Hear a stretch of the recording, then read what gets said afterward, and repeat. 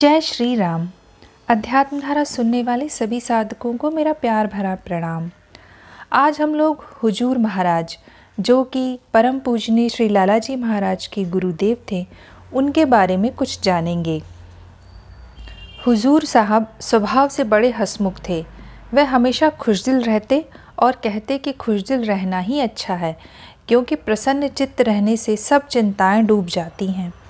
वह बहुत ही कम आँख मूंदकर तवज्जो देते थे और फरमाते थे कि आँख मीचने से ही अध्यात्म विद्या का प्रकाश नहीं होता है।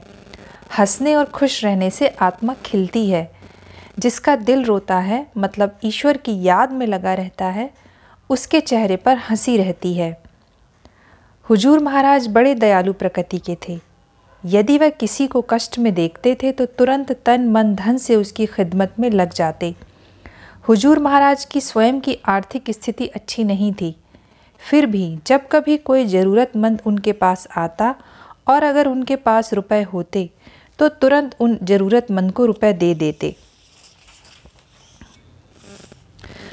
हुजूर महाराज बड़े ही निर्भीक स्वभाव के थे। वह फरमाते थे कि मेरी कब्र किसी बुज़दिल या डरपोक की कब्र के नज़दीक न बनवाई जाए। आप सबके साथ बराबरी का बर्ताव करते। एक को दूसरे पर तरजीह देना या एक को दूसरे से बड़ा समझना उनको बिल्कुल पसंद नहीं था। सबके साथ एक फर्श पर बैठते, तकिया वगैरह नहीं लगाते थे। अपने शिष्यों की ओर टांगे फैलाकर कभी नहीं बैठते थे। ऊंची जगह कभी नहीं बैठते थे। जब कभी सत्संगी भाइयों को सिरहाने बैठाते और अगर कोई नहीं बैठता तो नाराज होते। कहीं चलते समय आप सबके साथ साथ चलते थे। आगे आगे चलना आपको बहुत नापसंद था। जो सब खाते वही आप भी खाते। बहुत स्पष्ट वक्ता थे। जो दिल में आता फ़ौरन कह देते। एक बार एक रईस साहब, जो हैदराबाद में एक उच्च पद पर नियुक्त थे, बड़ी खुशामद से आपको अपने साथ ले गए और वहाँ पर उन्हें बड़े आराम से रखा, लेकिन सत्संग में बहुत कम आते थे। आपने वहाँ रहना पसंद नहीं किया और वापस चले आए। कहने लगे, हम आराम के ख्वाहिशमंद नहीं हैं, हम तो ढूंढने वाला दिल यानी जिज्ञासु हृदय देखते हैं। हम तो इस ख्याल से आए थे कि शायद हमारी सोहबत से इंशाअल्लाह ईश्वर इच्छा से उनको कुछ रूहानी फ़ायदा होगा। हुजूर महाराज को भोजन के मामले में किसी प्रकार का कोई तकल्लुफ़ पसंद नहीं था। जब भी वह महात्मा श्री रामचंद्र जी महाराज के घर जाते तो वहाँ पर घर में जो कुछ भी भोजन बना होता वही करते। घर में अगर सूखी रोटियां होती तो उन्हीं को बड़े चाव से खाते।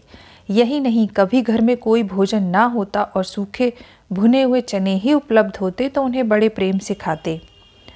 पूज्य चच्चा जी महाराज एक वाक़या सुनाया करते हैं कि एक बार हुजूर महाराज लाला जी के घर गए तो पूज्य चच्चा जी महाराज ने जब देखा कि हुजूर महाराज तशरीफ़ लाए हैं तो बहुत ही खुश हुए और उस खुशी के भावावेश में हुजूर महाराज के लिए कुछ विशेष प्रकार के भोजन की व्यवस्था कर डाली। जब वह भोजन हुजूर महाराज के सामने परोसा गया तो उस समय तो उन्होंने चुपचाप भोजन कर लिया। सुबह होते ही वह बोले कि अब मैं चलूँगा, जबकि इस बार उनका इरादा 3-4 दिन रुकने का था।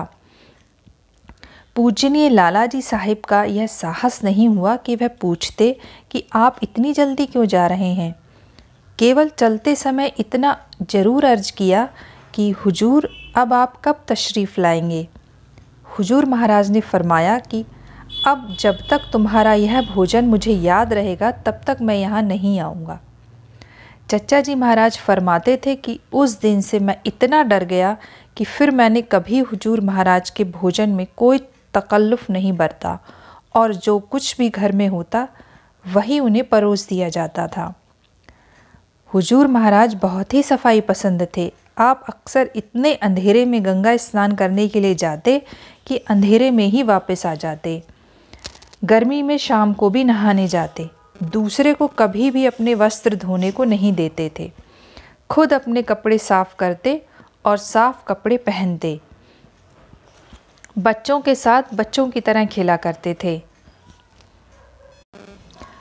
हुजूर महाराज का फरमाना था कि अगर मुरीद मतलब शिष्य बराबर ये ख्याल रखे कि उसके पीरो मुर्शिद मतलब गुरु को क्या ज़रूरत है, तो खुदा चाहे बहुत जल्दी तरक्की कर सकता है। वह यह भी फरमाया करते थे कि जिस शख्स ने अपने हाथ से प्रभु की याद में भोजन बनाया और उसी की याद में खाया, वही एक दिन प्रभु को भी पाएगा। वो यह भी कहते थे कि इस रास्ते में मतलब ईश्वर के रास्ते में शोहरत या प्रचार ना करें, एक जगह पर बैठ जाएं ईश्वर पर भरोसा करके, जिसे ईश्वर चाहेगा भेज देगा। शोहरत की ख्वाहिश करने से वह चीज़ जाती रहती है और कोरे के कोरे रह जाते हैं।